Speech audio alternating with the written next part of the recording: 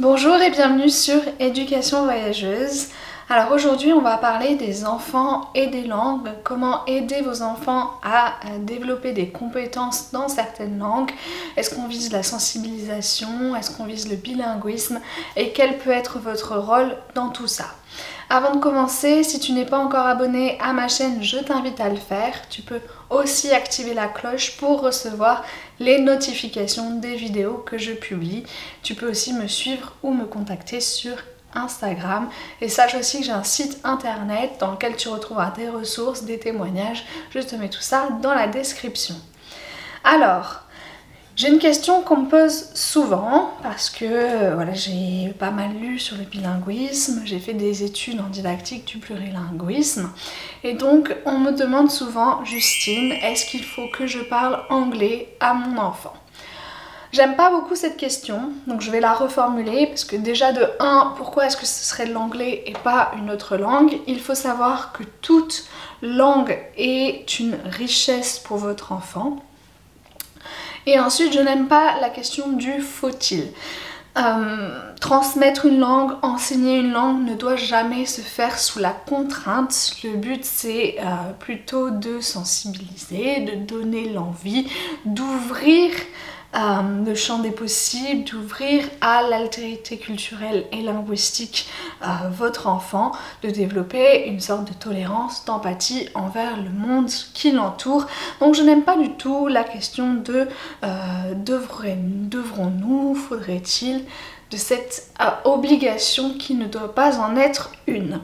Donc je vais reformuler la question qu'on me pose souvent et au lieu de dire faut-il que je parle anglais à mon enfant, on va dire est-ce que je peux parler une langue étrangère à mon enfant si j'en ressens l'envie? Et la réponse à cette question, elle va dépendre de plusieurs facteurs. De si vous êtes bilingue ou non dans cette langue et de si vous visez plutôt à sensibiliser votre enfant à une langue et une culture étrangère ou si vous espérez lui permettre de devenir bilingue dans cette langue étrangère. Dans la vidéo qui est celle-ci, je vous décris 4 situations que je vais vous chapitrer. Donc si vous voulez directement aller à la situation qui vous intéresse, vous pouvez le faire grâce au chapitrage. Donc on commence par le cas numéro 1 qui est de celui où tu n'es pas bilingue et tu souhaites sensibiliser ton enfant à une langue étrangère. Plusieurs situations possibles, imaginons que la première, c'est tu as une affinité pour une langue, tu aimes bien une langue, mais toi tu n'as pas eu l'occasion de développer un bilinguisme dans cette langue. Voilà, mais tu aimerais bien que ton enfant, il commence dès la jeunesse à se sensibiliser à cette langue. Ça peut être aussi parce que tu estimes qu'il y a une visée utilitaire dans une langue. Voilà, donc par exemple ça peut être tu es fan de russe, tu aimerais sensibiliser ton enfant au russe, ça pourrait être, je pense que ça va être utile pour lui un jour de parler arabe ou anglais, donc tu aimerais bien commencer à le sensibiliser jeune. Ça peut être aussi une situation comme par exemple, tu as des origines, des parents un peu éloignés qui avaient une culture, une langue étrangère, toi elle t'a pas été transmise, mais tu aimerais bien revivre un peu cet héritage culturel, linguistique. Par exemple, je sais pas, ça pourrait être tes grands-parents étaient espagnols et ça c'était une génération, toi tu parles pas espagnol mais t'aimerais bien que tes enfants ils reprennent un petit peu cet aspect de la famille, donc au moins les sensibiliser à cette langue. Et ça pourrait être une troisième situation par exemple où tu as des proches ou de la famille qui vit à l'étranger, qui est loin, ou qui parle une autre langue. Par exemple, je pense à, imaginons que tu as un frère qui vit en Pologne, ou alors tu as une sœur qui s'est mariée à un Chinois, par exemple. Tu te dis que ça pourrait être pas mal de sensibiliser ton enfant pour que plus tard, il développe des liens avec cette culture qui fait maintenant partie de la culture familiale. Multitude de situations possibles. Je t'en donne que 3 parce qu'on va pas faire une vidéo non plus de 10 heures. Mais voilà les situations dans lesquelles tu pourrais te retrouver par exemple. Et là la question c'est est-ce que je peux parler en langue étrangère à mon enfant si j'en ressens l'envie? La réponse elle va dépendre bien évidemment de ton envie mais surtout de ton niveau. Est-ce que toi tu parles quand même un petit peu la langue? La grande difficulté, c'est que il faut savoir que l'enfant il va reproduire ce que tu fais. C'est-à-dire que si tu te mets à faire des erreurs grammaticales ou si tu as un accent à couper au couteau, bah lui il va avoir la même chose. Donc l'accent, on s'en fiche, à la limite c'est quelque chose d'identitaire et c'est pas très grave s'il le reproduit, mais il faut quand même qu'il puisse discriminer les sons, qu'il puisse donc discriminer, reconnaître et prononcer les sons correctement.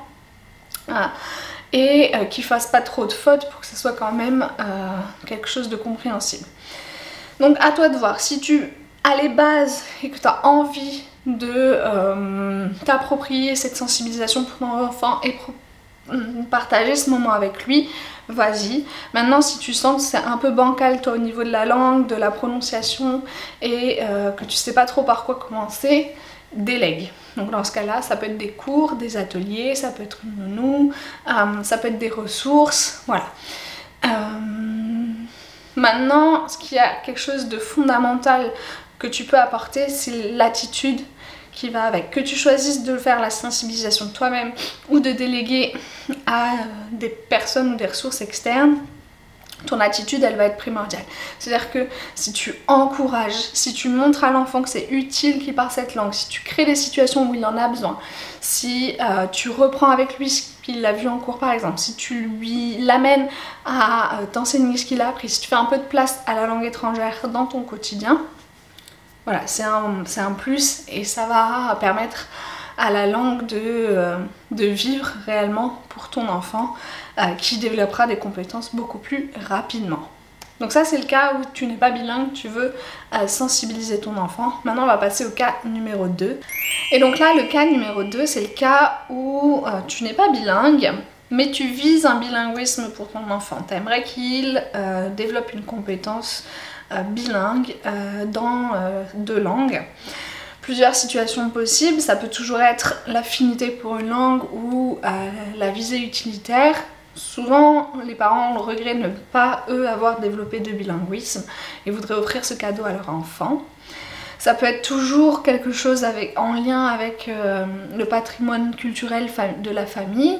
Donc par exemple, ce que je disais dans le cas numéro 1, tes grands-parents étaient espagnols, le bilinguisme n'est pas arrivé jusqu'à toi, souvent parce qu'il y a eu des traumatismes liés à l'immigration, donc les parents n'ont pas voulu transmettre la langue de leurs parents, parce que il y avait des représentations négatives, il y a eu de la souffrance, il y a eu une politique d'immigration qui a fait qu'ils ont dû taire cette langue et du coup elle n'est pas retransmise. On sait aussi que les 3e générations d'immigration, la langue est souvent perdue au profit de la langue du pays d'immigration. Voilà, donc pour plusieurs raisons. Tu n'as pas pu développer de compétences bilingues mais tu souhaiterais vraiment que ton enfant renoue avec ce patrimoine familial et puisse développer une compétence bilingue, parfois même pour continuer à partager avec la famille parce que vous avez renoué un lien. Voilà, plusieurs raisons possibles, mais en tout cas si c'est ton souhait, tu te trouves dans ce cas numéro 2. Ça peut être aussi une situation spécifique où tu vis dans un pays mais ton enfant est scolarisé dans une autre langue. Donc par exemple ça peut être le cas où tu es arabophone et ton enfant est scolarisé au lycée français. Ça peut être aussi par exemple tu vis à l'étranger, toi tu parles pas encore la langue, qu'est-ce que tu fais pour ton enfant? Est-ce que tu essayes d'apprendre en même temps que lui et tu lui apprends ce que tu fais ou est-ce que tu ne te charges pas de parler la langue étrangère? Un cas spécifique aussi, par exemple tu vis avec un conjoint ou une conjointe qui est étrangère ou qui est bilingue en tout cas, est-ce que toi tu parles à ton enfant dans la langue de ton conjoint ou pas? Plusieurs situations possibles, pareil, je ne vais pas les décrire pendant très longtemps puisque elles sont multiples, diverses et uniques en fonction des situations de chacun. Mais ça peut être ces cas-là par exemple. Et là la question est de savoir est-ce que toi tu parles la langue que tu ne maîtrises pas vraiment. Si tu n'es pas bilingue, est-ce que tu te mets à parler la langue ou pas? Et là dans ces cas-là la réponse Si tu vises le bilinguisme de ton enfant, la réponse est clairement non, dans le sens, je ne vais pas parler la langue que je ne maîtrise pas si je vise le bilinguisme de mon enfant, dans le sens où je ne vais pas faire reposer sur moi la transmission d'une langue que je ne maîtrise pas. Parce que le problème est que l'enfant reproduira les erreurs que tu fais, que ce soit des erreurs grammaticales, des erreurs de prononciation, des erreurs de discrimination de son, des erreurs... toutes les erreurs, il va fossiliser toutes les erreurs que tu fais. On le voit souvent, moi j'avais remarqué par exemple les descendants de familles grecques en Australie, beaucoup ont transmis la langue anglaise parce qu'ils ont immigré et ils voulaient absolument que leur enfant parle anglais. Du coup ils ont transmis la langue anglaise mais avec fossilisation de beaucoup d'erreurs de prononciation, de grammaire, et c'est assez bizarre parce qu'on se retrouve des fois avec des enfants de 4e génération d'immigration qui sont parfois même jamais allés en Grèce et qui ont un accent grec. Ça c'est rigolo. Mais du coup, c'est pas forcément ça que tu veux pour ton enfant. Le plus simple, c'est de déléguer aux personnes bilingues ou aux personnes natives de la langue étrangère et de pas se mettre ce poids sur tes épaules à toi. Par contre, ce que tu peux faire, c'est que tu peux utiliser la langue, ce que tu connais de la langue, les bases que tu as, et adopter des attitudes qui vont favoriser l'apprentissage. Donc tu peux apprendre en même temps que ton enfant. Tu peux lui montrer que ça a un intérêt. Tu peux... essayer de créer des situations où il a nécessité d'utiliser la langue, le valoriser, apprendre avec lui, apprendre de lui-même, le mettre en position lui de compétent et toi d'apprenant. Voilà, toutes ces attitudes positives envers la langue qui peuvent lui permettre d'apprendre beaucoup plus facilement, ça aura un impact très positif sur le développement de sa compétence bilingue. Voilà pour le cas numéro 2. On va passer aux autres cas qui impliquent que tu es bilingue et avec 2 objectifs différents. Je passe au cas numéro 3. Alors là, tu es bilingue et ton objectif c'est de sensibiliser ton enfant à la langue étrangère. Tu peux être bilingue pour différentes raisons, donc on peut imaginer plusieurs situations. Ça peut être que tu as eu une expérience de vie à l'étranger, je sais pas, tu as fait tes études en Espagne ou tu es parti travailler en Angleterre. Ça peut être que tu es spécialiste d'une langue dans le sens où tu as fait des études d'une langue, par exemple, je sais pas, tu as fait des études de chinois et du coup tu es spécialiste de la langue chinoise. Ça peut être parce que tu as une histoire familiale, par exemple ta famille est tunisienne. Donc tu parles toi aussi, ou encore ça peut être parce que tu vis dans un pays ou une région qui est bilingue de facto. Par exemple, tu vis au Québec, donc l'anglais et le français cohabitent. Donc toi tu es bilingue, mais l'environnement ou des valeurs ou des questions pratico-pratiques ou des envies font qu'il y a quelques difficultés, ou en tout cas que ton objectif c'est la sensibilisation et non pas le bilinguisme. Ça peut être que l'exposition à la langue étrangère est difficile. Tu vis aux États-Unis et tu voudrais transmettre l'italien à ton enfant, mais t'as pas beaucoup d'italien dans ton entourage. L'exposition à l'italien est difficile. Voilà, donc là tu as des difficultés pratico-pratiques, donc tu vas te cantonner. Plutôt, tu vas faire le choix en tout cas de sensibiliser ton enfant dans un premier temps ou pas, mais en tout cas de te limiter à la sensibilisation. En tout cas, voilà, de faire ce choix de sensibiliser ton enfant, mais tu vas pas forcément viser le bilinguisme qui demanderait d'avoir un environnement beaucoup plus chargé en exposition à la langue étrangère. Ça peut être aussi parce que certes tu maîtrises la langue étrangère, comme on l'a dit pour le chinois, mais qu'elle n'est pas forcément appropriée pour une vie du quotidien. Par exemple, si tu es spécialisé dans le chinois des affaires, ben, ça va pas forcément aller avec le quotidien d'un enfant, d'un jeune enfant. T'as pas les ressources pour ça. Donc tu veux sensibiliser ton enfant, mais du coup ça va nécessiter un réajustement de ta part qui fait que tu aimerais bien juste le sensibiliser. Et... ça peut être aussi une volonté de non imposer une langue.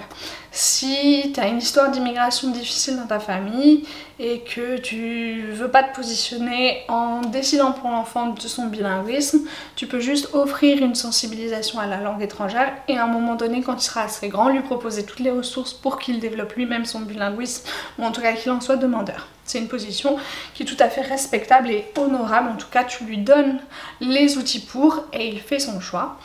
Ou alors ça peut être, si tu vis dans un pays, une région bilingue, tu peux te dire très bien, l'environnement lui permettra de développer des langues. Moi je m'occupe juste des bases et de sensibiliser, ou en tout cas de parler un petit peu à la maison, mais ça en plus quoi. Dans tous les cas, la réponse à la question est-ce que je peux parler la langue étrangère, elle est forcément oui. Et ça dépend vraiment en fait de ton envie, de ton implication, de ce que tu as envie de faire. Ce qui compte là par contre, c'est vraiment l'attitude.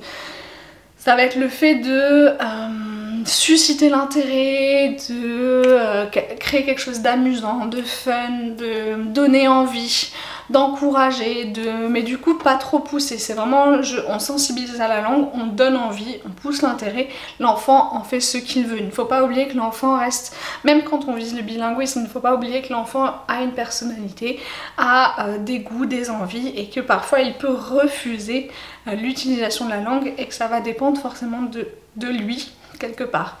Donc là tu lui offres une sensibilisation. Tu peux quand même apporter toutes les ressources en faisant quelque chose d'agréable, de positif et de vraiment valorisable pour que lui puisse s'en saisir au maximum en tout cas. Donc ça c'était le cas numéro 3. On passe maintenant au cas numéro 4 et le dernier. Et donc on finit avec le cas où tu es bilingue et tu aimerais aider ton enfant à développer la même compétence bilingue que toi. Donc là, ce qui importe vraiment, c'est de connaître ton environnement. Est-ce que tu vis dans un endroit, un pays, une ville où la langue étrangère est parlée ou pas? Si tu es dans le cas numéro 1 où la langue est parlée, ça sera un petit peu plus facile que si c'est dans un endroit où la langue n'est pas parlée. Dans tous les cas, the big answer is yes. Oui, tu peux parler à ton enfant en langue étrangère, tu peux mettre en place toute une stratégie parce que c'est quand même quelque chose qui demande beaucoup de rigueur, qui demande que tu sois vraiment impliqué à fond et qui va demander du temps, du travail et des ressources de ta part et de l'extérieur. Donc, si tu as décidé de mettre ça en place, que tu veux pour ton enfant vraiment mettre en place un plan bilinguisme, il faut faire attention à plusieurs choses, surtout si tu es dans le cas numéro 2, parce qu'en fait pour avoir un bilinguisme équilibré, c'est-à-dire un bilinguisme vraiment dans les deux langues, c'est-à-dire une capacité à communiquer dans les deux langues, il va falloir que ton enfant il soit exposé en quantité égale aux deux langues. Donc il va falloir attention de bien répartir, faire attention de bien répartir le temps de ton enfant dans les deux langues. Et il faut qu'il soit exposé à la langue de manière qualitative. En fonction de l'âge, on sait que par exemple tout ce qui est ressources multimédia, no way, not useful. Avant, notamment leurs 3 ans, ça ne sert à rien. On sait que les bébés n'apprennent pas la langue à travers la télé, on sait qu'ils l'apprennent à travers l'interaction humaine. Donc tu auras besoin de t'entourer de personnes qui parlent la langue étrangère. On sait aussi que plus l'enfant rencontre des personnes différentes qui parlent une langue étrangère, plus il apprend facilement parce qu'en fait il va saisir les accents différents, les manières de prononcer les phonèmes qui sont les plus petites unités phonétique d'une langue et que c'est vraiment en voyant plusieurs personnes parler qu'il apprend le plus rapidement. Donc il va falloir que tu aies d'autres personnes que toi qui parlent la langue étrangère, que tu aies d'autres situations que celle de la maison où ils parlent une langue étrangère, que tu vraiment crées la nécessité pour l'enfant de parler une langue. Ça c'est un point essentiel, c'est-à-dire qu'on se rend compte que si l'enfant comprend qu'il n'a pas besoin de parler la langue étrangère, go back to monolinguisme. Ouais, il va pas s'embêter, il va se dire bah, attends, on me comprend, je peux parler la langue que je maîtrise le mieux, why not? Du coup, il va pas forcément faire l'effort d'utiliser la langue étrangère. Donc tu as vraiment besoin de créer des situations, si tu es dans le cas où tu ne vis pas dans un pays qui parle la langue étrangère, des situations où il a besoin de parler anglais. Pour ça, il y a plusieurs possibilités. Si tu as la chance de vivre dans une ville où tu peux inscrire ton enfant dans une école bilingue, good for you. Si ce n'est pas le cas, tu peux compléter, tu peux faire des écoles ça existe souvent, les écoles du samedi, les écoles du mercredi après-midi. Tu peux l'inscrire à des ateliers, tu peux te regrouper avec des familles qui parlent cette langue, tu peux l'inscrire à des ateliers, faire avec lui plein d'activités, l'emmener en voyage, créer des correspondances avec des familles, tu peux acheter plein de ressources qui sont des livres, lui créer un petit espace à lui qui est dédié à cette langue pour qu'il aille découvrir par lui-même. Tu peux lui raconter des histoires, tu peux vraiment créer une sorte de routine avec des situations dans lesquelles il aura besoin d'utiliser la langue, soit parce qu'il rencontrera d'autres petits enfants qui parleront cette langue, ou alors parce que tu es en contact avec des familles, ou alors parce qu'il va à l'école américaine le samedi matin, peu importe, mais il faut que tu fasses attention à l'environnement pour ton enfant pour qu'il passe assez de temps dans la langue étrangère, puisqu'on sait que la taille du vocabulaire et la qualité du vocabulaire en langue étrangère dépend directement de l'exposition en langue étrangère. Donc ça va être vraiment le point de vigilance. Maintenant, il faut faire aussi attention aux attitudes, donc les tiennes, c'est sûr, mais si tu es bilingue, j'ai pas trop de doutes sur tes attitudes, elles sont positives envers les langues, mais il faut faire attention aux attitudes de ton entourage. Malheureusement, tout le monde ne voit pas le bilinguisme comme quelque chose de positif. Des fois tu vas te heurter à des instituteurs qui ne connaissent pas le développement langagier qui est un petit peu particulier pour les enfants bilingues. Tu vas parfois te heurter à des gens qui vont te dire non mais il faudrait déjà qu'ils parlent français avant de pouvoir parler une autre langue. Wrong. Tu as des fois des gens qui vont ne pas comprendre pourquoi tu ne parles pas une langue, par exemple, ça je trouve ça vraiment bête, mais par exemple il y a des langues qui sont plus valorisées que d'autres. On te dira mais est-ce que c'est vraiment utile de lui transmettre cette langue? Yes, it is. Bref, donc il va falloir faire attention aux attitudes de l'environnement, éviter au maximum que l'enfant voit les attitudes négatives parce que c'est vraiment les attitudes positives qui vont l'aider. Donc si tu as un conjoint qui n'est pas bilingue, vraiment qui te supporte dans ce choix de transmettre ce bilinguisme à l'enfant, d'avoir des gens qui voient ça comme un cadeau pour que l'enfant se sente en fait valorisé, encouragé et qui comprennent pourquoi c'est utile et qu'est-ce qu'il peut faire de ces langues. Donc ça va être vraiment le point de vigilance quand on veut aider l'enfant à devenir bilingue. Voilà pour ce qui est de la réponse à la question puis-je parler en langue étrangère avec mon enfant.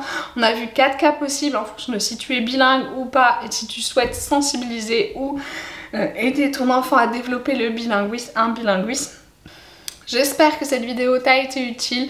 Si toi, dans ta famille, tu parles déjà une langue étrangère à ton enfant, n'hésite pas à témoigner, ça aidera tout le monde et ça apportera des témoignages vraiment très utiles pour tous ceux qui regardent ces vidéos. Je te dis merci et à bientôt.